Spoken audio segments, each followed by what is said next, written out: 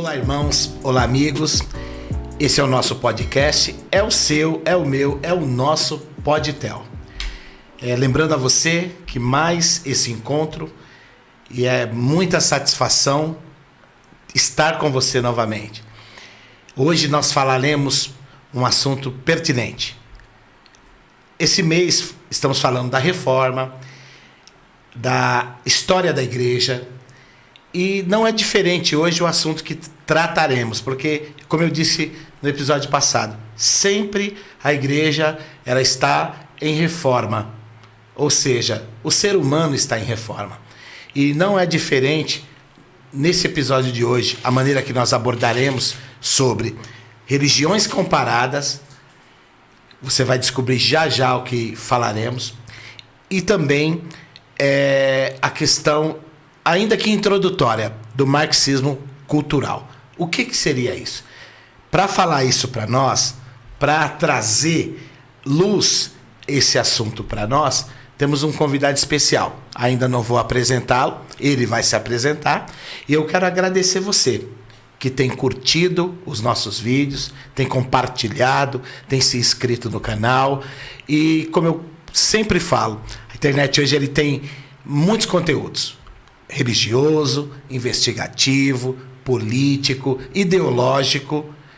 E nós temos um podcast que sempre estamos tratando de assuntos teológicos, assuntos relevantes, mas de uma forma descontraída, usual, simples, com um único objetivo, como eu digo: contribuir, informar com toda a sociedade, todos que quiserem se achegar, ouvir. Então, se você gostou, passa para alguém, compartilha com aquela pessoa que você quer que seja edificada de alguma forma, indiferente da religião, indiferente de qualquer ponto de vista. Estamos aqui para conversar, não vamos esgotar, a ideia nossa não temos pretensão de esgotar nenhum assunto, mas sim de, como eu disse, informar você e contribuir.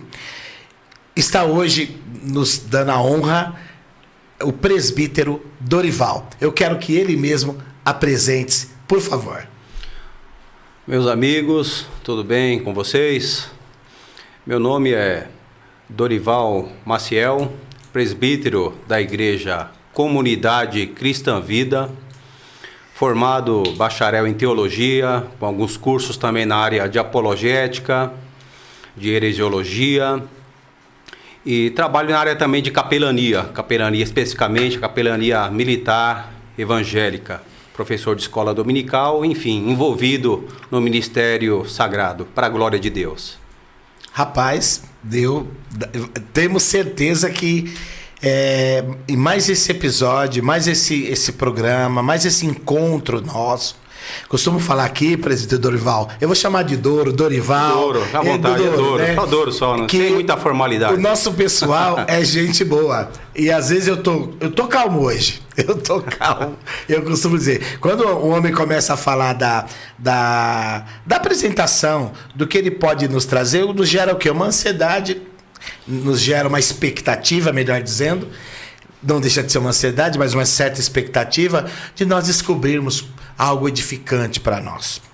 Então, e você que está aí do outro lado, tenho certeza que será uma oportunidade maravilhosa. E como eu sempre digo, a nossa informação, ela não é só informação.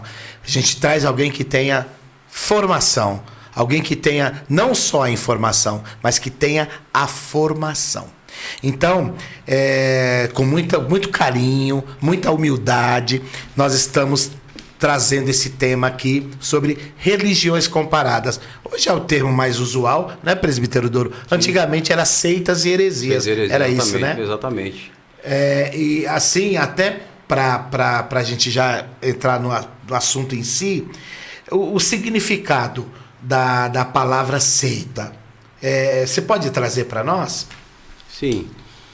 A palavra seita, no primeiro momento, quando nós ouvimos, normalmente nos vem à mente aquele sentido pejorativo, né? De algo que deve ser a todo custo repelido. Mas, inicialmente, não era assim, né? Na Bíblia nós encontramos a palavra seita, especificamente no livro de Atos, E no primeiro momento ela não tinha o mesmo sentido que hoje tem, esse sentido pejorativo. Tinha o sentido de uma escola, um modo de pensar, né? Uma facção, um partido. De maneira que no livro de Atos nós temos a seita dos saduceus, a seita dos fariseus, a seita dos nazarenos, que no caso aí se refere aos cristãos, mas no sentido de divisão, modo de pensar e de agir, né? Hoje o sentido é totalmente diferente, né? Foi no início da igreja primitiva que a seita passou a ter a conotação que hoje ela tem, né? De um movimento herético dissociado ou contrário aos ensinos do cristianismo, né? Então, pelo que eu entendi, né? Pelo que eu consegui extrair dessa primeira informação, até os nazarenos, ou seja, até, salvo engano, não sei se é Atos capítulo 9, que era chamado, a seita chamada O Caminho, né? Também, o caminho, exatamente, o caminho. Tratando-se dos primeiros cristãos. Exatamente. Então era no sentido de seguimento, né? Segmento, no primeiro momento, seguir, né? De seguir. Seita, da questão de seguimento. Exatamente. É isso, presbítero? Exatamente. No grego, a palavra seita, do grego aireses, de onde também vem o termo heresia, que por sua vez significa ensino falso, fraudulento. A seita, nesse sentido, como eu falei, nos primórdios da igreja primitiva, do cristianismo, passou a ter o sentido de facção, no sentido de divisões, de obras da carne. De maneira que se a gente lê, por exemplo, lá em Gálatas 5:20, sim, quando fala das obras da carne, ali aparece o termo heresias. Sim. Da mesma forma também, 1 aos Coríntios 11:19, nós podemos ver alguns textos aí para estar enriquecendo a nossa exposição aqui, mas também aparece como facção no sentido de obra da carne. Tem um escritor chamado Milton Juxt, que escreveu um livro, Quem são as Testemunhas de Jeová, que ele falando a respeito da palavra seita, ele fala que a palavra seita vem do latim também, derivado do latim secta, que significa cortar, que por sua vez também é derivado de sectare, cortado, significando então que seita significa algo cortado, ou seja, separado das igrejas cristãs originais, né? Pois não. O que me faz lembrar de 1 Timóteo, capítulo 4, versículo 1, onde Paulo, escrevendo a Timóteo, disse: mas o Espírito expressamente diz que nos últimos tempos apostatarão alguns da fé, dando ouvidos a doutrinas de demônios e a voz de espíritos enganadores. Em outras palavras, apostatarão alguns da fé. Apostatar significa desviar-se, separar-se. Então, apostatarão, se desviarão alguns da fé, por quê? Por darem ouvidos, né, a doutrina de demônios e a voz de espíritos enganadores. Desta forma, se aparta da igreja, dessa separação, então seria de onde? Das igrejas cristãs originais, formando um grupo, um embrião de uma seita, ou seja, uma separação motivada por questões de carnalidade, obra da carne, por questões espirituais também, motivadas por voz de espíritos enganadores, doutrinas de demônios, né? Formando aí então um grupo contrário às doutrinas cristãs originais ou à palavra de Deus. Então, seita, do latim secta, cortar, derivado de sectare, separado, que por sua vez também um outro termo também do latim sequor, que significa seguir, de onde poderíamos dizer que sectários, então, são pessoas que seguem alguém, sim, que seguem o líder humano, que no caso seria esse formador deste grupo, desta seita, né, que estariam regimentando pessoas que seguem a este homem, a este grupo herético, ao invés de seguir o Senhor Jesus. A explanação do presbítero Doro, ela vem como uma bandeira, né? tem momentos que nós Sim. tratamos diversos assuntos aqui, né? E hoje, meu irmão, já deu para você perceber que o negócio aqui hoje é sem filtro, tá? Hoje nós precisamos entender uma coisa. Se a igreja cristã viveu uma reforma, homens deram a vida, né? Homens, mulheres, crianças foram mortos. Se alguém acha, não, porque o contexto, não, porque peraí, é muito duro ouvir essa questão ou outra, mas não, duro foi o que a história da igreja, presbítero Doro, a história de toda a igreja, duro foi o que os imperadores fizeram. Alguns, não foram todos, mas a maioria deles fizeram com os cristãos, né?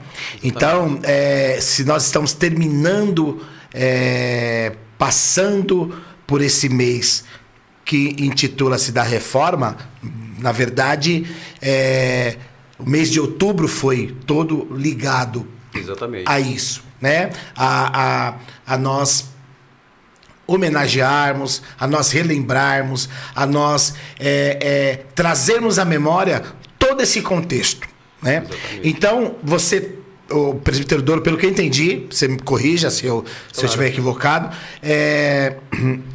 você trouxe na sua fala o sentido também teológico da palavra. Seria o sentido etimológico, aireses, né, de secta, né? Sim, além do sentido etimológico, também é teológico. Teológico porque se desviaram Exatamente. do que eu posso dizer, dos pilares, Exatamente. né? Porque a Bíblia nós sabemos que é o pilar, é a nossa regra de fé e prática para o cristão.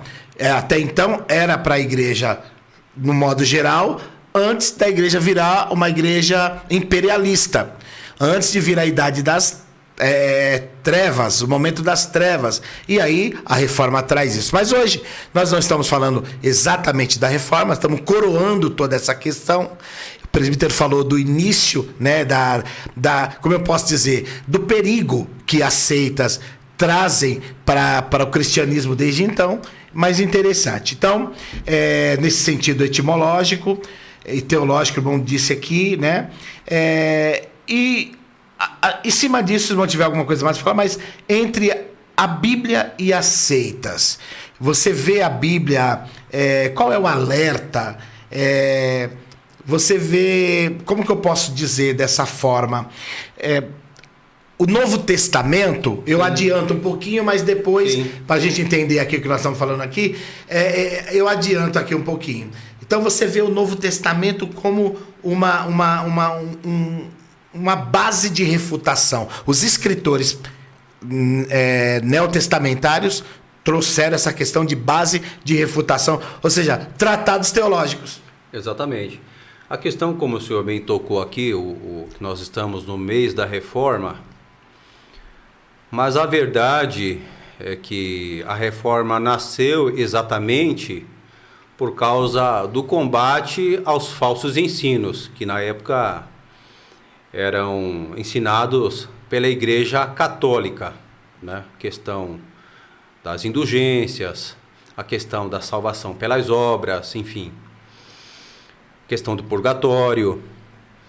E o contexto acaba se tornando o mesmo, porque falar de seitas é exatamente falar do combate às heresias. Assim também, como o pastor bem colocou aqui, o Novo Testamento é em si, um terço do Novo Testamento, como disse o pastor Ezequias Soares, um terço do Novo Testamento é dedicado ao combate às seitas, né? E como nós falamos, por exemplo, hoje muitos, até a questão da terminologia, por exemplo, quando o pastor falou aqui da questão, que antigamente era chamado de seitas e heresias. Hoje, por causa do politicamente correto, né, vamos colocar um nome que seria tipo um eufemismo, vamos chamar assim, né? Formas mais suavizadas. Vamos flexibilizar o negócio e tal. Porque recordo-me, há alguns anos atrás, inclusive eu tive o privilégio de conhecer o pastor Natanael Rinaldi, não sei se alguns conheceram o pastor Natanael Rinaldi no começo da minha caminhada cristã, Isso pelos idos lá de 1987, 88. E naquela época, o pastor Nathanael Rinaldi, ele colocava aquelas placas de corpo, né? Por exemplo, se dizia em uma das placas, o espiritismo é obra do diabo, né?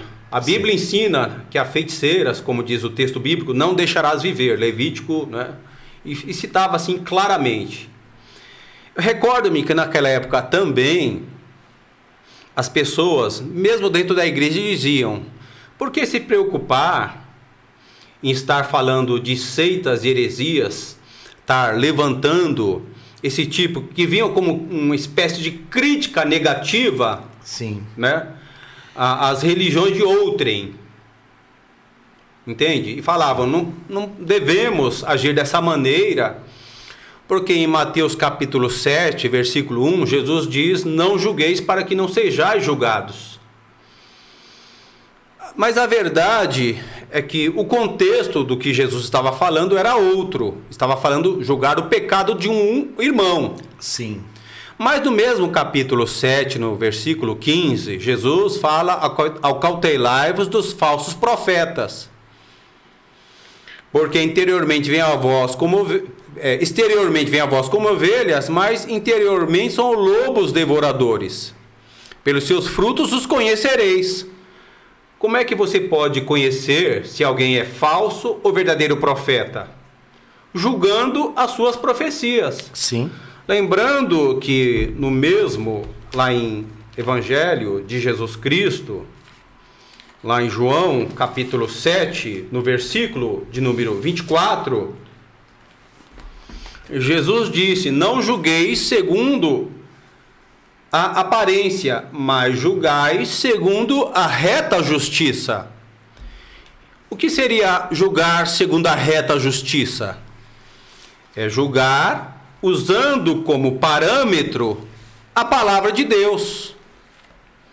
Em 1 Coríntios 10, no versículo 15, vejamos o que o apóstolo Paulo diz.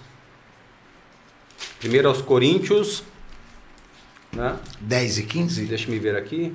Você pode acompanhar, se você quiser acompanhar aí, também é interessante. Pode falar 10, 1 Coríntios 10 e 15. Posso falar aqui? Deixa me ver aqui. Tá. Veja lá. Em 1 Coríntios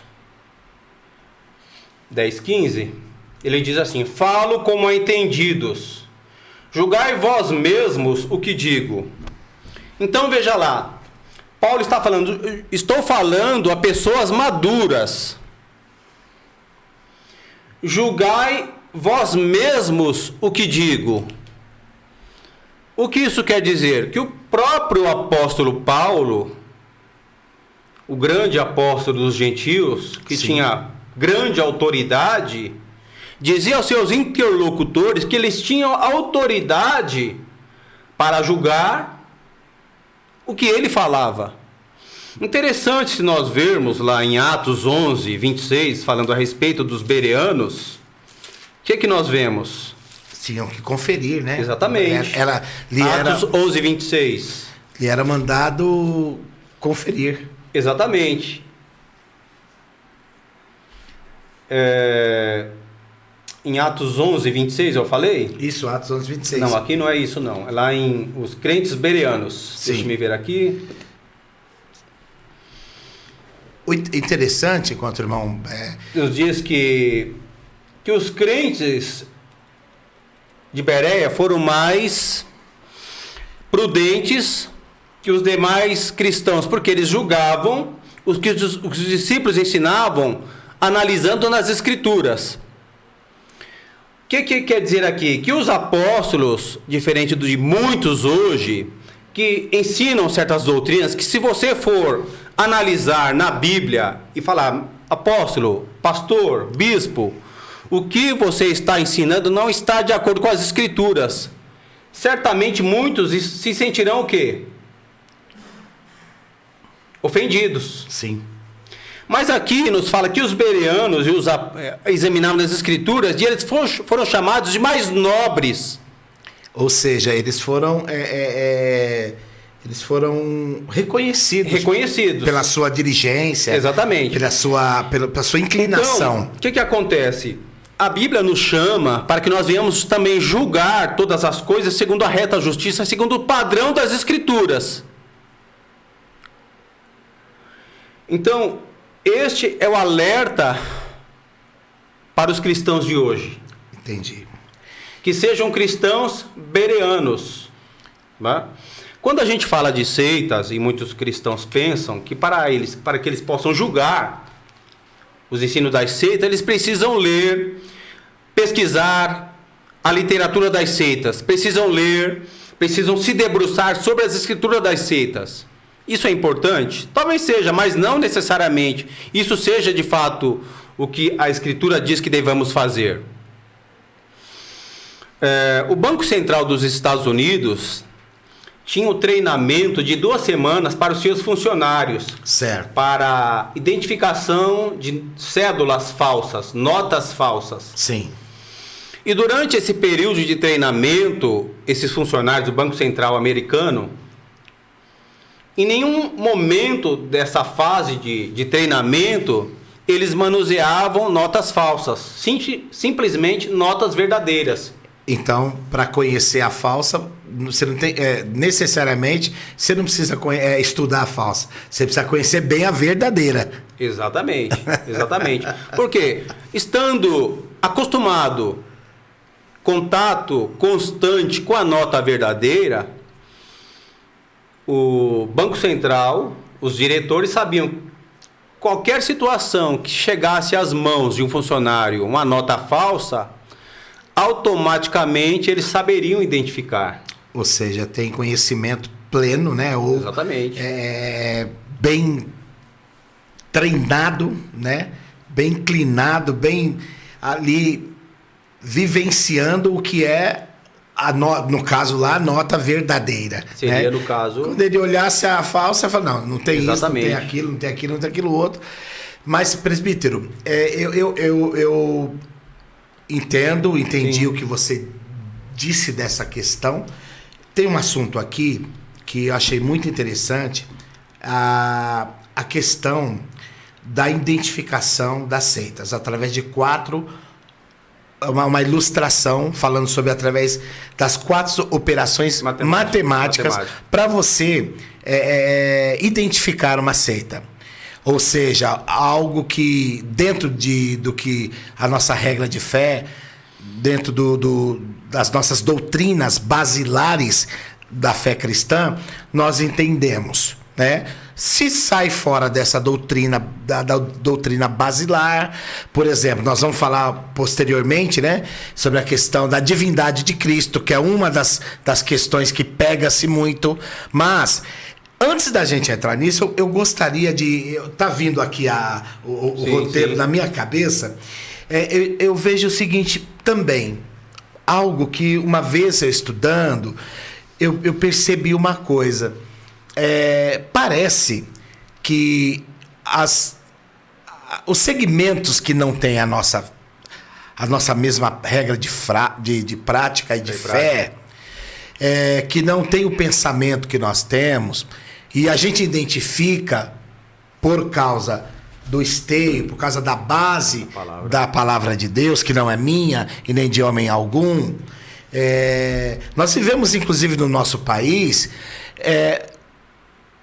não é coincidência, porque a palavra de Deus vai ser cumprindo, as autoridades falando sobre a fé, sobre a prática. Às vezes, as autoridades que alguém pode preferir... porque entende, percebe, estuda, procura saber a agenda do partido A, do partido B, do candidato A, do candidato B, da ideologia A, da ideologia B. Alguém estudando isso percebe que, embora muitas vezes as lideranças não sejam referência nela em si mesmo, mas elas procuram...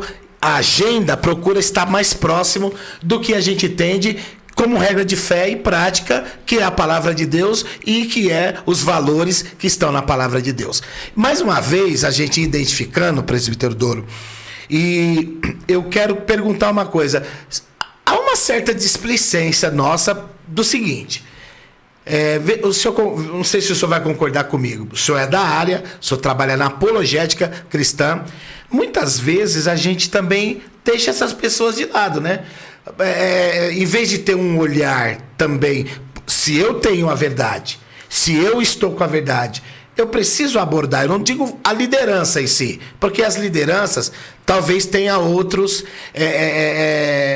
interesses. Sim. Mas aqueles discípulos, aqueles prosélitos dessas lideranças, desses pequenos grupos ou dessas seitas, a gente também deixa um pouco de lado. Seria um certo preconceito ou um despreparo? O que dentro da visão do senhor, o que seria? Eu diria que a questão... Compaixão? Duas coisas estão envolvidas aí. Primeiro é a questão da falta de compaixão, a questão do despreparo. Sim. Porque vejamos, uma testemunha de Jeová, quantas vezes nós já ouvimos falar, e eu já vi isso muito desde a minha adolescência, de que a testemunha de Jeová conhece muito a Bíblia. Sim. Na verdade, é uma verdadeira falácia, né? Porque, na verdade, a testemunha de Jeová conhece os ensinos deturpados do seu grupo religioso, que distorcem principalmente os ensinos centrais da fé cristã. De maneira que as seitas, como tem um livro chamado Uma Seara Quase Esquecida, foi escrito pelo pastor Aguinaldo Hélio de Souza. Interessante, hein? Que fala exatamente do desafio das igrejas, as igrejas olharem os grupos religiosos como campos não alcançados. É como aquela questão que eu tratei também, está entre essa questão, por exemplo, que nós não devemos, né, falar das falsas doutrinas dos demais grupos religiosos. A questão não é falar, mas a questão é refutar por vários motivos. Primeiro, para alertar os cristãos. Sim, vamos lá. Refutar os falsos ensinos. Exatamente. Lá em Judas, capítulo 3, Judas, ele procurava escrever aos cristãos ali, os destinatários, a respeito da salvação comum, ele diz, mas se sentiu como que tocado pelo Espírito Santo a exortar aqueles cristãos a batalharem pela fé que uma vez foi dada aos santos.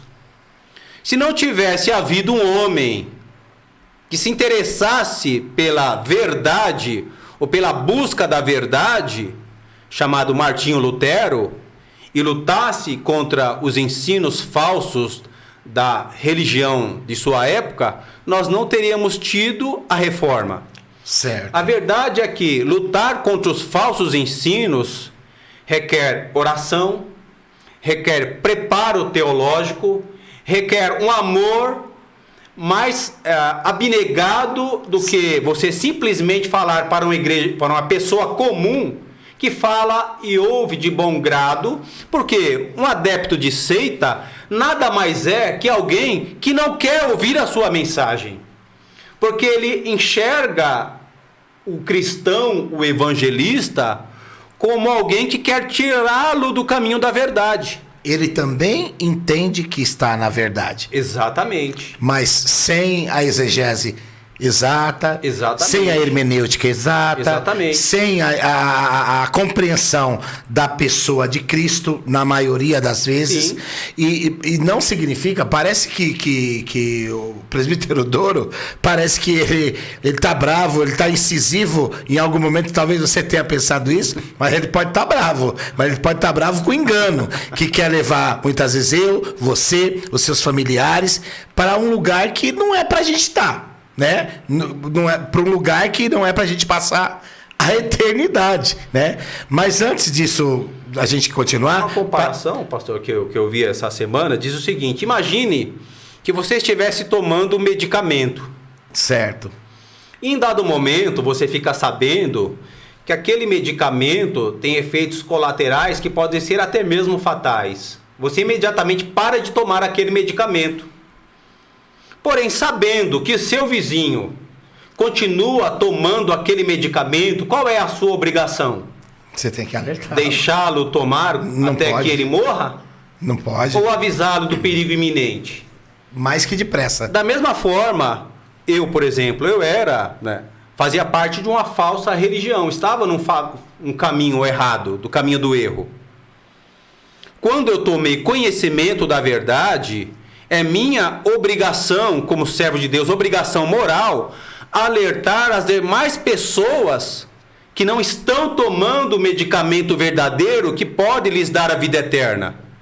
De maneira que mostrar o caminho do erro não é falta de amor. Não. Falta de amor é ver que as pessoas estão no caminho do erro e com uma falsa piedade, Sim. falar que eu não devo mostrar, alertar, refutar as falsas doutrinas, deixando com que essas pessoas permaneçam com a falsa esperança de salvação, vivendo no falso evangelho, crendo no falso Cristo.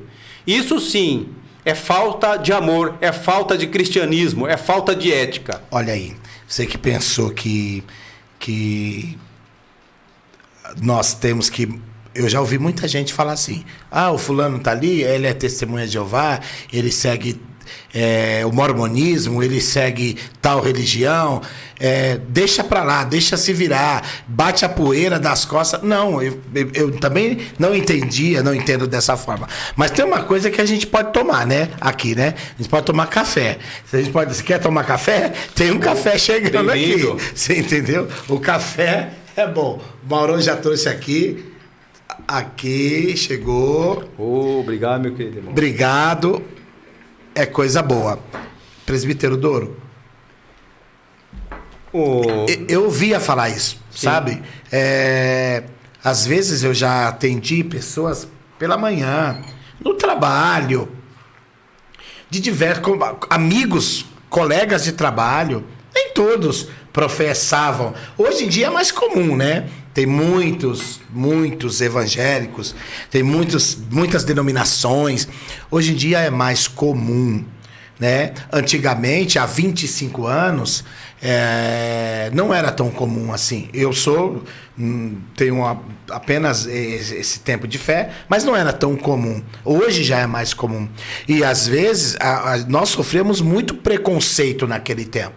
O que nós não podemos é inverter a coisa, né? Se você entende que você tem a verdade, você tem convicção, é aí que você tem que abraçar, fazendo exatamente o que o presbítero falou.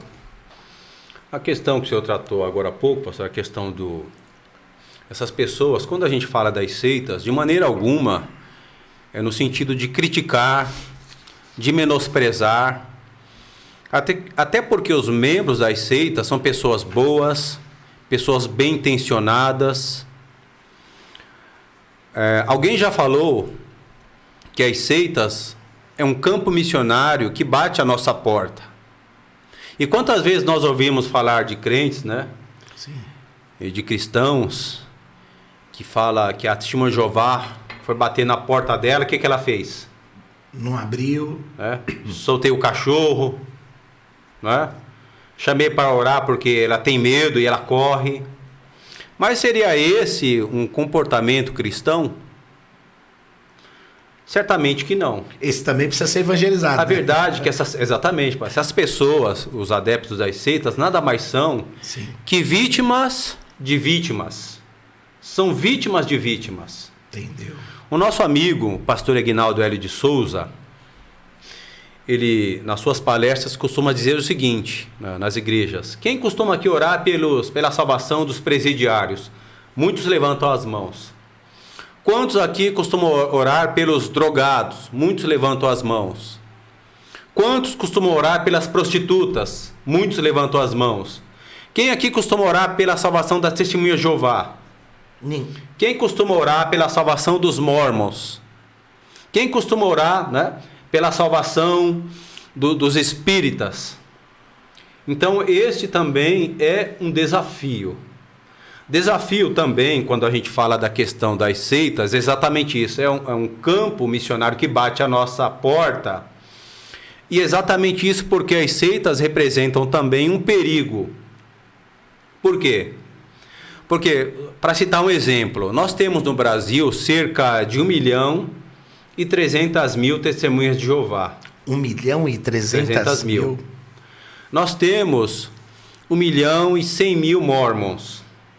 De ambos os grupos, cerca de 40% dos adeptos são pessoas oriundas das igrejas evangélicas. Alguma coisa está errado aí. Exatamente. Muito errado. Muito errado. É aí que falta a questão do preparo, né? Exatamente. Inclusive, pastor... Que nós não podemos ignorar. Presbítero Doro, antes do senhor continuar, eu quero alertar você e também fazer um convite. Está chegando na Zona Norte, aqui, mais precisamente, Vila Albertina, e é um alô até para os bairros circunvizinhos, Vila Rosa, Marieta, Jaçanã, por que não dizer, Jardim Tremembé, Tremembé, enfim, os bairros vizinhos ali. Está chegando um seminário chamado SBL, Seminário Batista Livre, seminário teológico, comprometido com a palavra de Deus, obviamente, né? E um curso de bacharel em teologia acessível. Nós vamos deixar aí depois o telefone para você se inscrever, caso você queira. Mas eu convido você. O local será na rua João Rios, 206, na Igreja Evangélica O Caminho. É uma sala teológica, vai ser um polo desse seminário que está em Guarulhos, que está também na Vila Prudente. São 2 polos até agora, a sede, a Vila Prudente, e agora um outro polo na Vila Albertina. Mas em outro momento nós traremos mais informações. Então você que curte o nosso canal, você que estava querendo fazer, estava precisando fazer teologia, para não ser enganado por falsas doutrinas e como menino ser levado a qualquer vento de doutrina, você tem uma oportunidade de se fundamentar nas escrituras no SBL, Seminário Batista Livre. Citando aqui essa questão do perigo, já não é novo, né? Na verdade, não por acaso, como falamos aqui, que 1/3 do Novo Testamento, as cartas e mesmo os evangelhos, 1/3 do Novo Testamento é dedicado ao combate às heresias, né, da época. Se nós vermos, por exemplo, Gálatas, foi escrito Paulo ali para combater o quê? O judaísmo da época, né, o cristianismo judaizante. Sim. Que estava ensinando aos novos convertidos que não bastava, né, a doutrina da graça. Parece que hoje está sendo ensinado de novo, né? Exatamente, é verdade, pastor. Mas que deveriam circuncidar, guardar de dias, anos, e alguns cerimoniais. Colossenses, por exemplo, Paulo fala ali de algumas filosofias, vãs filosofias que estavam adentrando na igreja, e os crentes de Colossos deveriam, né, se resguardarem de tais filosofias e pensamentos.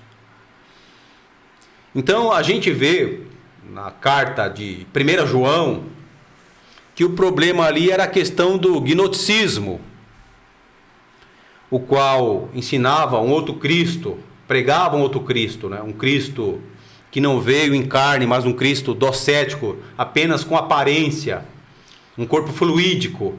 Isso negava o sacrifício, né? Exatamente. Se não houve sacrifício, exatamente, eu não estou perdoado. Exatamente. E na verdade as seitas de hoje nada mais são que novas roupagens com essas mesmas velhas mentiras. Paulo, lá em Atos capítulo 20, no término do seu ministério entre os Efésios, ele escreveu, em Atos 20, 28 a 31, tá ok? Atos 20, 28 a 31, eu vou ler aqui o texto bíblico, que diz assim: olhai por vós mesmos e por todo o rebanho, sobre o que o Espírito Santo vos constituiu bispos, para apacentardes a igreja de Deus, que ele resgatou com seu próprio sangue, né? Aqui nós já vemos uma refutação do gnosticismo, né? Sim. Como o senhor bem lembrou, né? Sim.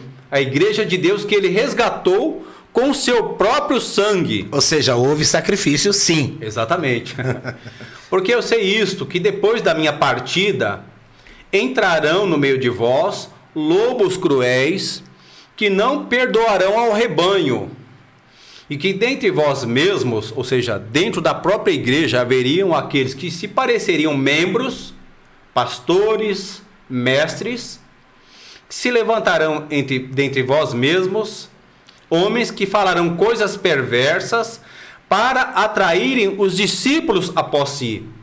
Portanto, vigiai, lembrando-vos que durante 3 anos não cessei noite e dia de admoestar com lágrimas a cada um de vós.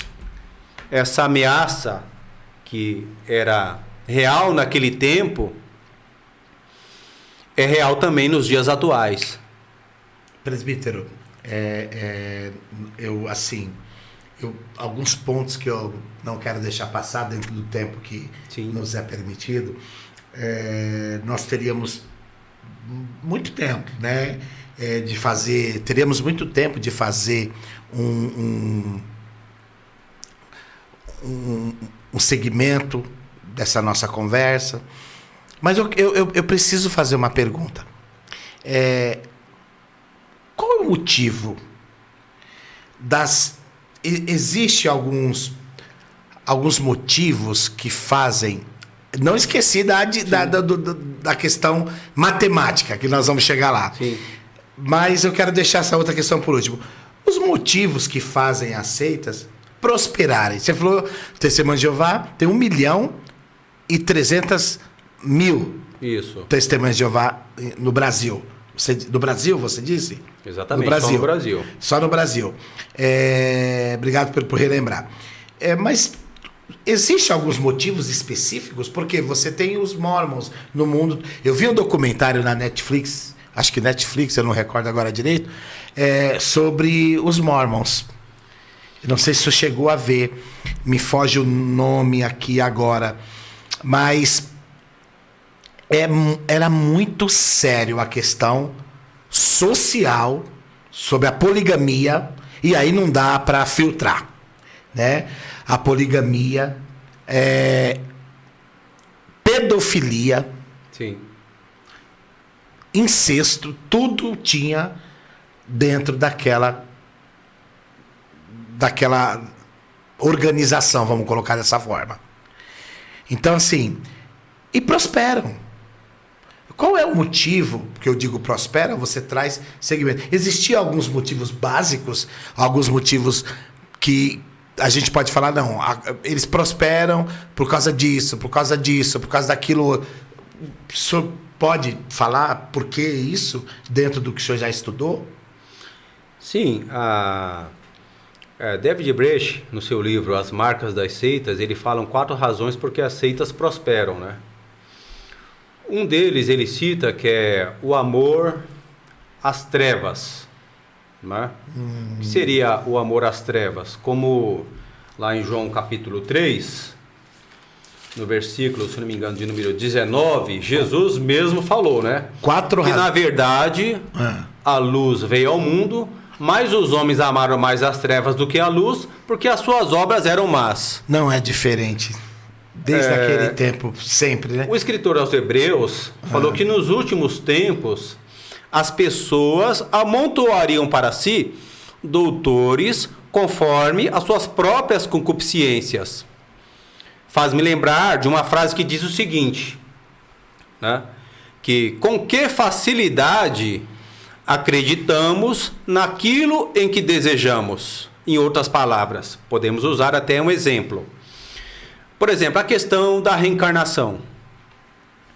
Porque muitas vezes as pessoas ouvem a mensagem do Evangelho, muitos até abraçam a mensagem do Evangelho, mas de repente debandam para um grupo como esse, por exemplo. Porque não há exigências de santificação, de abandono do pecado. Se eu creio, por exemplo, numa doutrina vaga e de porta larga, como a questão da doutrina da reencarnação, eu posso viver não querendo denegrir a imagem de A, B, C ou D, mas só citando como exemplo da doutrina específica. Eu posso, por exemplo, viver uma vida conforme a minha própria concupiscência e ir empurrando essa conta para outras supostas reencarnações. Mas parece, é muito cômodo. Mas parece que não se fundamenta, porque a humanidade, em vez de melhorar, porque se tivesse havendo essa autorredenção, que é pregado, que é falado, a humanidade estaria melhorando, mas muito pelo contrário, né? A gente percebe a intolerância, a frieza, a falta de compaixão, sim, a violência, as drogas. Hoje em dia, tudo está se proliferando, né? Sim, nesse caso aí, como eu falei, o amor às trevas. O amor às trevas. Ou seja, o primeiro ponto. O primeiro ponto, que quer dizer, nesse caso, como o senhor citou, fazendo o link na questão que eu citei, o caso da reencarnação, algo cômodo que vai empurrando com a barriga. Ou seja, tem alguns grupos religiosos que não exigem dos seus membros sacrifícios ou abandono do pecado. Então eu posso abraçar a religião A, B, C ou D e viver uma vida de promiscuidade muitas vezes, né? No caso aí que o senhor citou, já que o senhor citou a questão da reencarnação, que a gente pode no outro dia discutir essa questão. Sim. Mas, por exemplo, a reencarnação fala, né, que a reencarnação nada mais é que a pluralidade de existências, né, que através de ciclos evolutivos, através de práticas do bem, a partir do sofrimento, eu vou melhorando o meu ciclo evolutivo. De maneira que essas pessoas creem que a humanidade ela está num ciclo, né, ou está num ciclo evolutivo. O mundo está evoluindo. Segundo a Timóteo 3:1 fala que nos últimos tempos os homens iriam de mal a pior. Sim. Lá em Gênesis capítulo 1:31 nos fala que quando Deus terminou a sua criação, olhou e eis que tudo era muito bom. Porém, no capítulo 3 de Gênesis entra a questão do pecado e desde então decai. Sim. Ah? Então, essa primeira a ideia que o senhor diz é esse amor às trevas que a gente percebe. Amor às trevas, né? Exatamente. Hoje em dia, o que é certo passou a não ser tão certo, ou Exatamente. passou a ser errado, e o que todo mundo entendia que era no mínimo, subversivo, no mínimo, fora de um Exatamente. Padrão natural, Exatamente. Virou o que é certo. Então, isso que a Bíblia fala, na verdade, que a luz veio ao mundo e os homens amaram mais as trevas do que a luz, porque as suas obras eram más. A natureza humana é má ou é boa? É má. É inclinada para o mal. Logo, o homem ama mais as trevas, porque fala conforme a sua concupiscência, a sua maldade. Ao contrário, o que a luz faz? A luz mostra, a luz confronta, a luz exige o abandono das trevas, do pecado, da sujeira. Interessante. Então, as trevas é sempre mais cômodo. Se me permite, esse é o diferencial do Evangelho, né? Eu não estou falando aqui de uma religião. O Evangelho, ele diz que nós somos maus. Sim. Entendeu? Sim. Pelo contrário, as religiões dizem que nós somos bons. Não. C.S. Lewis escreveu o seguinte, C.S. Lewis falou o seguinte: se o Evangelho fosse algo inventado pelo homem, seria algo mais cômodo. Sim. Ninguém consegue ter um conforto, uma satisfação. Qual foi a primeira mensagem pregada tanto por Jesus como por João Batista? Arrependei-vos, né? Chegar do reino do céu. Confrontação. Então, assim, o Evangelho fala, não. Vós sois maus. Exatamente. Né? Então, assim, acredito que esse amor às trevas, acho que o senhor já Outro motivo também é a questão da imaturidade espiritual. A imaturidade já citada. Exatamente. Por quê? A questão, o senhor até citou a questão da teologia, escola teológica. Sim. Qual é uma tendência nos dias atuais? De não termos mais, em muitas igrejas, as igrejas ditas modernas, não tem mais o quê? A escola bíblica dominical. Sim. Acha que a escola bíblica dominical hoje é um dinossauro. Sim. Assim como a gente falava com respeito aos governos seculares, que não tem um estudo, ou não busca dar um estudo de qualidade, ou não quer que seu povo se desenvolva, se eduque, se instrua, porque é um povo ignorante, é um povo fácil de ser manipulado. Assim também, um cristianismo sem ensino bíblico, sem instrução, e Jesus falou em João 5,39, examinai as escrituras, porque vós cuidais ter nela a vida eterna. Um povo sem instrução, sem conhecimento bíblico teológico, é presa fácil dos lobos que se escondem sob pelagem de ovelhas. Então, a gente falou sobre as trevas, o amor às trevas, é notório na nossa sociedade hoje. A imaturidade espiritual, as pessoas, como Timóteo diz, são levados ao vento de qualquer doutrina que satisfaça o seu eu. Também, eu falei da questão da subversão. É a subversão espiritual, né? A subversão é que nós já lemos aqui, como Paulo alertou aos anciãos de Éfeso, que assim como houve entre o povo, o que ele quer dizer assim como houve entre o povo? Que no Velho Testamento existiam falsos profetas entre o povo. Certo. Assim também, dentro do arraial evangélico, dentro da igreja, também se levantarão homens subversivos. Sim. Né? Que de forma totalmente sorrateira, com aparência de verdade, disseminarão o erro. Daí a necessidade, eu até ia citar lá depois eu lembrei, é Atos 17:11, que os cristãos de Bereia, diz aqui, ora, estes foram mais nobres do que os que estavam em Tessalônica, porque de bom grado receberam a palavra, examinando cada dia nas escrituras se estas coisas eram assim. Ou seja, precisamos hoje de cristãos bereanos. Mas como os cristãos serão bereanos, sabendo confrontar as coisas, se não estiverem treinados? Verdade. Parece até mesmo que a questão do discipulado hoje é coisa de tempos antigos, né? Porque Jesus, lá na grande comissão, falou para ide, pregai, né?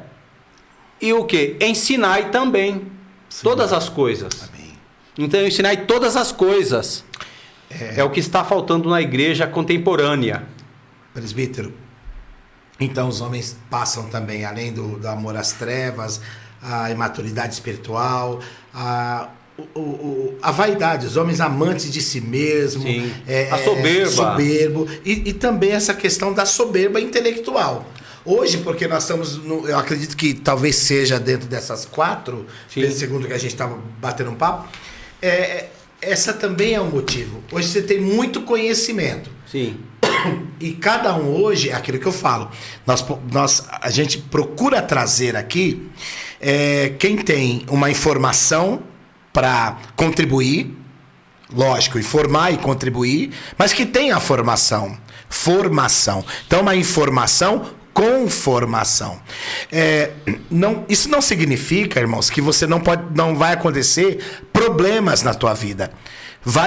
A nossa vida pode ocorrer problemas. E o Evangelho, o nosso Senhor Jesus Cristo falou o seguinte, deixou muito claro, e eu posso usar como referência, o Evangelho não é para uma classe, para uma elite espiritual. É para os necessitados. Exatamente. A questão da soberba intelectual não é algo apenas dos dias atuais, já naquela época, né?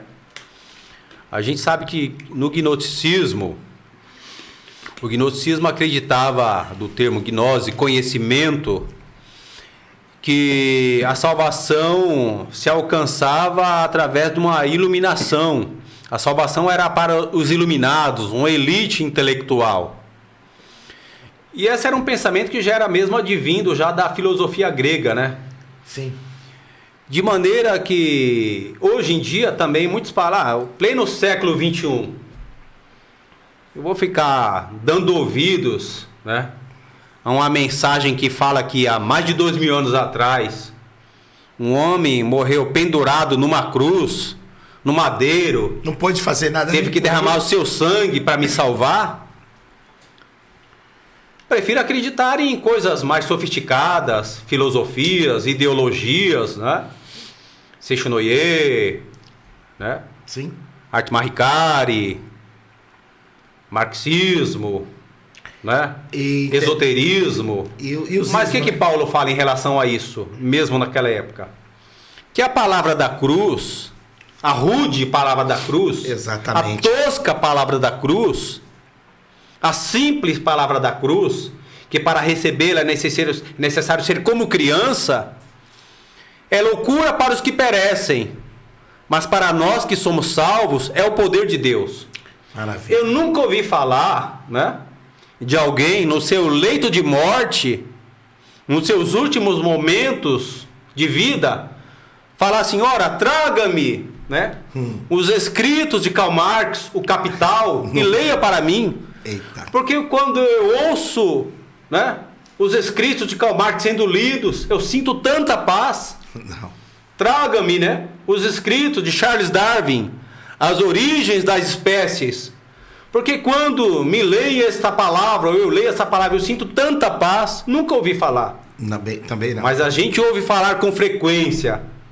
Leia para mim o Salmo 23, que diz: o Senhor é o meu pastor e nada me faltará.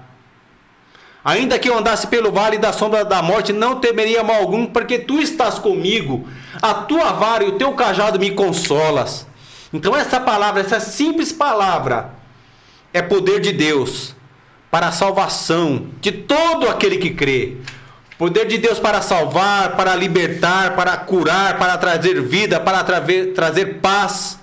Esta é a rude palavra da cruz, que é poder de Deus para a salvação de todo aquele que crê. Não por acaso também que Paulo, quando estava lá na Roma dourada, centro militar, político, imponente, econômico do mundo, o que ele falou?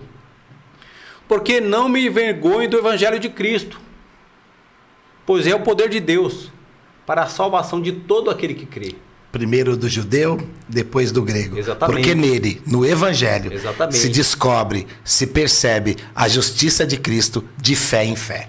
Exatamente. Presbítero Doro, tendo dito isso, né, sobre essa questão dos 4 pilares que fazem as seitas crescerem, tá? O amor às trevas, a imaturidade espiritual, a subversão, o amor a si próprio, toda essa questão, e a soberba intelectual. Soberba intelectual, interessante também, falando de 4 pontos. Tem 4 pontos também que as seitas usam, né, para atrair, ou 4 características das seitas, digamos assim. Sim. Que seria bom que nós estivéssemos atentos, né, para sabermos identificar uma seita. A questão da matemática, é isso? Exatamente, 4 operações matemáticas. Presta atenção, esse negócio é interessante. As 4 operações, ilustrando aqui: adição, subtração, multiplicação e divisão. O nosso saudoso pastor Nathanael Rinaldi, né? Sim. Ele falava que nós podemos identificar as seitas através de 4 operações matemáticas. A adição. Vamos lá. Que toda seita, ela não aceita como única regra de fé e prática unicamente a palavra de Deus. Não. Mas elas sempre têm outros escritos sacros tidos em pé de igualdade com a palavra de Deus. Ou seja, não basta ler a Bíblia. Você precisa dos nossos escritos para interpretar a Bíblia, para entender a Bíblia. Então, a questão da adição. E a subtração. A subtração, toda seita, sem exceção alguma, sempre subtrai algo da pessoa de Cristo. Toda seita, ela sempre está em erro em relação à sua cristologia. Sim. Em relação à cristologia, ela subtrai algo da pessoa de Cristo, subtrai a sua divindade, humanidade, né? Como o senhor falou dos gnósticos, né? Exatamente, fala que Jesus não teve uma natureza humana, subtrai a santidade de Cristo. Então sempre estarão em erro em relação à pessoa de Cristo. Arruma até um casamento para Jesus. Agora em dezembro você vai ver nas bancas de jornal um monte de revista falando que Jesus teve um caso com fulano, com ciclano e assim vai. Né? Então sempre subtrai a sua divindade, negando por sua vez também a questão da doutrina da Trindade, da Santíssima Trindade. Sim. Né? Nega a humanidade de Jesus, nega a ressurreição corporal de Jesus. Essa é a subtração. E subtração. E a multiplicação? A multiplicação, eles dizem que não basta apenas crer em Jesus, é preciso algo mais. É preciso seguir os ensinos da seita. Como, por exemplo, a questão do catolicismo romano. Alguém vai dizer assim, o catolicismo não é uma seita, mas é uma religião que ensinava outras coisas que deveriam ser somados, multiplicados. Não basta apenas crer em Jesus. É necessário praticar a indulgência. Entende? A Testemunho de Jeová, é necessário trabalhar tantas horas por semana anunciando, fazendo a obra de pregação de porta em porta. É necessário aceitar os ensinos da Sociedade Torre de Vigia. As encíclicas, eu me lembrei Exatamente. agora, encíclicas papais, ou seja, se o Vaticano, o Papa decreta uma encíclica, uma carta, um direcionamento, aquilo ali está em pé de igualdade às Escrituras. Exatamente. Ou seja, é a tradição mais as Escrituras. Exatamente. Não é só as Escrituras, Não. a tradição na frente. Multiplica, né? Multiplica. O mormonismo. Precisamos crer nas ordenanças do Evangelho, no livro de Mórmon, né? Nos livros Doutrinas e Convênios. O Adventismo. É necessário a guarda do sábado. O sábado. É necessário, né, crer nos escritos de Ellen Goldwhite, como diz a revista, né, dos Adventistas, a revista Adventista de fevereiro de 1984. Né? Enfim, as seitas sempre multiplicam algo em relação à questão da soteriologia. Não basta apenas crer em Jesus, é necessário algo mais. Os catecismos, né? Os regulamentos internos, eu sei que cada Sim. organização tem o seu, mas desde que esteja baseado nas Escrituras. Exatamente. E de repente eu sei que entendemos que como organização, mas nada pode passar acima das Escrituras. Eu vi até que o senhor comentou aí, pseudo-cristãos, né? O senhor anotou aí. O que o pastor... Por favor, pode comentar, desculpa. Não, é exatamente isso. Porque na divisão, Isso. a gente vai falar sobre isso. Porque o que acontece? As seitas pseudo-cristãs, que são seitas pseudo-cristãs? São seitas que usam a Bíblia para ancorarem ou para darem apoio aos seus ensinos. Mas elas não ficam só na Bíblia, tem a questão da multiplicação, ou seja, a Bíblia é apenas um pretexto. As seitas usam, como se diz, texto fora de contexto como pretexto. Né? Sim. É a questão da multiplicação. E a divisão, eles dividem então a questão da fidelidade. Isso. Como que é isso? A Deus e a organização, ou seja, pelo que eu entendi aqui, essa divisão aos seus ensinamentos, às suas catequeses, às suas ordenanças organizacionais. Exatamente. Não basta apenas crer em Jesus, seguir a Jesus. É preciso seguir o líder. É como a questão da palavra sectário, né? Do latim secor, seguir. Sectários são pessoas que seguem alguém. Estarão eles seguindo os ensinos de Jesus Cristo ou os ensinos de homem? Então, a fidelidade do membro da seita está dividida entre a pessoa de Jesus e a organização. Entre a pessoa de Jesus e ao líder da seita. Agora eu lembrei de uma coisa, e você vai se lembrar. Tem igrejas que estão até querendo melhorar a visão. Sim. Sobre isso. Né? Que até um tempo atrás, fora da organização, fora da denominação, não tinha salvação. Exatamente. Interessante que às vezes essas denominações não têm 200 anos, não tem 150 anos, não tem 100 anos. E Jesus, como que fazia para salvar antes? Interessante. Exatamente. Isso. É porque eles dizem isso, porque eles creem que a salvação está no seu grupo religioso. Por exemplo, eu tenho aqui o livro Poderá Viver para Sempre no Paraíso da Terra, das Testemunhas de Jeová, da Sociedade de Torre de Vigia, que era um livro usado para, entre aspas, doutrinação, discipulado dos novos membros. E aqui na página 190, eles dizem o seguinte: uma só religião verdadeira. É somente lógico que haja uma só religião verdadeira. Isso se harmoniza com o fato de que o verdadeiro Deus é um Deus não de desordem, mas de paz. 1 Coríntios 14, 33. A Bíblia diz que existe realmente uma só fé. Efésios 4, 5. Quem então são os que formam o corpo de verdadeiros adoradores hoje? Não hesitamos em dizer que são as testemunhas de Jeová. Pronto, está dito, no livro deles. Exatamente. Presbítero Doro, eu entendo que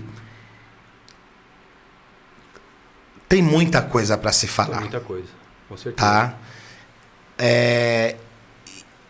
E a gente sempre está limitado a um tempo, a uma coisa. E assim, não será nesse programa. Sim. Mas eu gostaria que o senhor falasse algo como introdução, quem sabe do nosso próximo encontro, falássemos como parte introdutória do marxismo cultural, que não é uma religião, vamos colocar em tese, né? Sim. Mas que influencia a sociedade, influencia as religiões, ou combate, e principalmente, como o próprio nome já diz, a cultura dos países, das sociedades. A gente está acostumado a ouvir falar a respeito do marxismo, né? Uma ideologia, como o próprio nome já diz, o nome do seu criador, né? Karl Marx, por volta de 1848, quando escreveu o Capital. Karl Marx ensinava que deveria ser criada uma nova realidade para o mundo, né? A realidade existente de então era uma realidade totalmente injusta, que deveria ser transformada através da luta de classes. Porque o grande problema do mundo de então era a questão do capital, dos meios de produção da época. Sim. Que se concentrava nas mãos de uma pequena burguesia. É como se fosse uma nova religião, porque o Evangelho de Cristo nos diz, a palavra de Deus nos diz que o grande pecado, qual é? Romanos 3:23, porque todos pecaram e destituídos estão da glória de Deus. O grande pecado do homem, o grande problema do homem, melhor, é o pecado.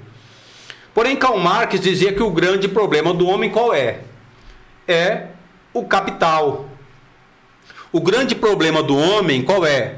É a religião cristã, que nada mais é que uma forma da burguesia manipular, né, o proletariado para desta forma possa perpetuar, né, os privilégios dessa burguesia. O grande problema é a família, como ele chama, tradicional. Então, Karl Marx, o grande grito de Karl Marx, qual era? Proletariado de todas as nações, univos.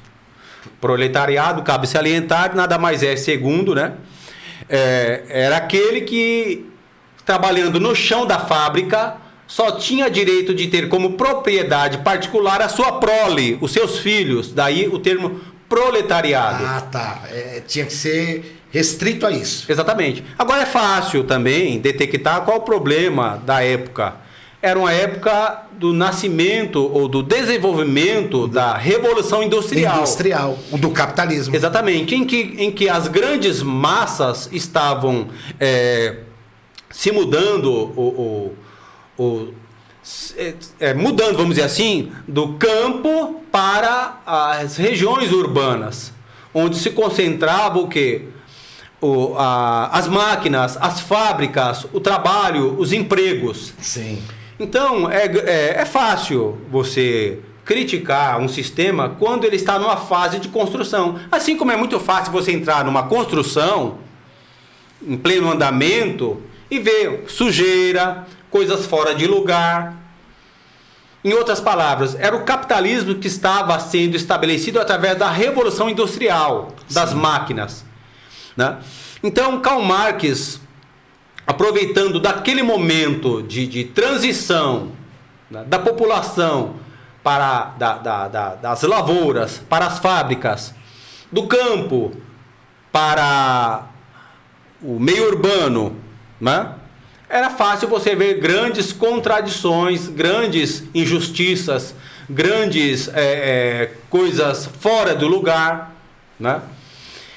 Então, Karl Marx trouxe a sua crítica a partir daí, né? Do capital na mão de poucos.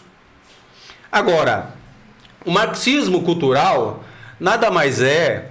Hoje, como é que... Hoje, como parte introdutória, como é que eu identifico isso? Em que doutrinação hoje eu consigo identificar isso? Isso. O grito de Karl Marx, no seu início, era proletariado de todas as nações unidas, ou seja, burgueses contra o proletariado contra os burgueses contra o proletariado, ricos contra pobres. Né?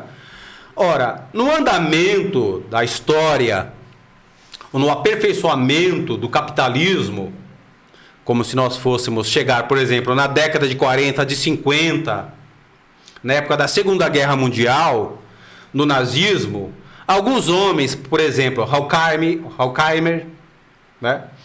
Adorno, o próprio Antônio Gramsci, Robert Marcuse, foram pessoas que saíram de uma situação que eles estavam, vamos dizer assim, presos sob o nazismo e agora se encontravam na década de 40, de 50, nos Estados Unidos.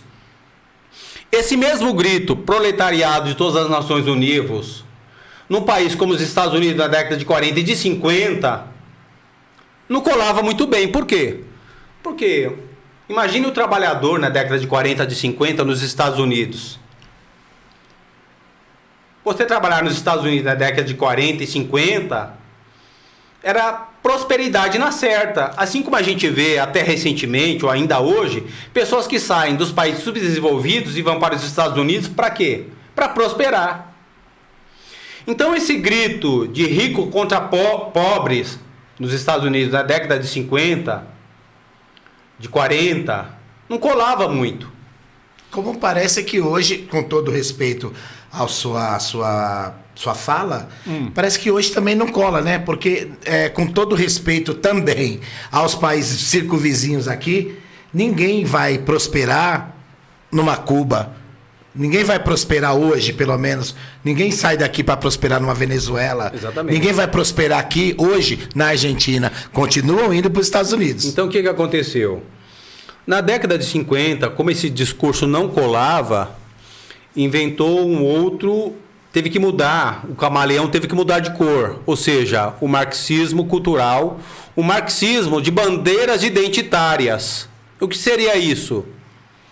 Vamos colocar então negros contra brancos, mulheres contra homens, homossexuais contra hétero. O nós e eles. Exatamente, nós contra eles. Dividir para conquistar. Daí nasceu a questão das bandeiras identitárias que nós vemos hoje, né? Patrões contra os empregados, ricos contra pobres, brancos contra negros, mulheres contra homens, cristão héteros contra, né? Exatamente, né? Comunistas contra cristãos. Porque através de uma luta cultural fica mais fácil de você dividir uma sociedade e buscar conquistá-la. A questão do marxismo cultural é isso. É interessante, se você digita no Google marxismo cultural, veja lá. O marxismo cultural é o discurso que domina o establishment. O que é o establishment? Nada mais é que todo o sistema de mídia, de imprensa, político, educacional. E o marxismo cultural se imiscuiu de tal forma no establishment que hoje ele domina. Basta você, hoje, por exemplo, você digita no Google Marxismo cultural, o que está escrito? Veja lá.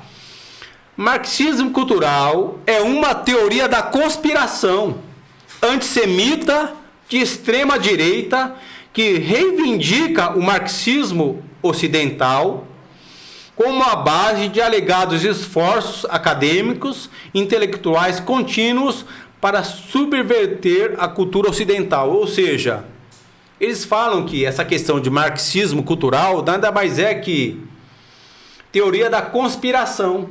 Assim também, já está extrapolando até a questão da introdução, né? Mas se você falar de Foro de São Paulo, é uma teoria da conspiração. Em outras palavras, a ideia do inimigo é como a gente fala no exército, a questão da infantaria, a questão da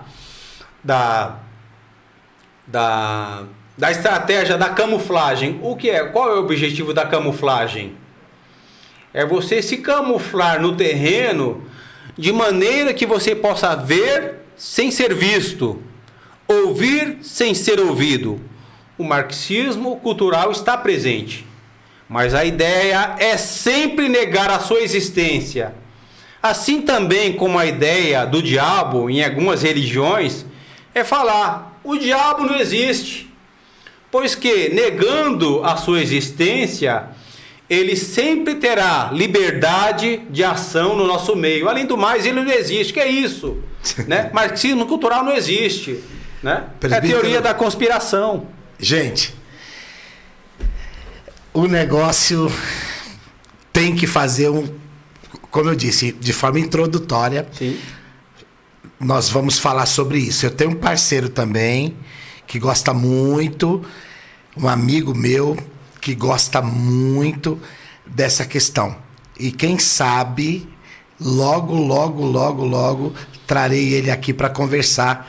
Ele está bem perto de nós. Ele vai, nem que ele fique ali, a gente fica aqui. Ele gosta muito. E eu também quero aprender sobre isso. Então, presbítero Doro, vai ficar, quem ficou aguçado aqui com o negócio, vai ficar esperando a próxima participação do presbítero Doro aqui. Amém? Então eu quero agradecer você que ficou até esse momento conosco aí. E compartilha com alguém. Saiba que sempre temos algo especial. Tá ok? Né? Tá ok hoje em dia é bem conhecido. Né? E está chegando ao fim esse programa nosso. Essa primeira parte com o presbítero Doro vai voltar, sim, voltará para falar sobre o marxismo. E eu queria que o senhor desse as suas considerações finais para o nosso povo aí.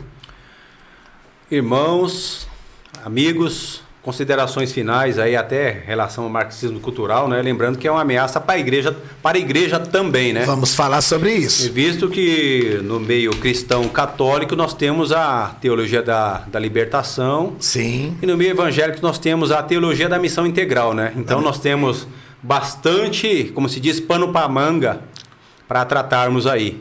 Que Deus abençoe os amados irmãos e amigos. Pastores renomados, né? Largaram o púlpito e foram para a militância, né? Exatamente. Mas é isso aí. Lamentavelmente.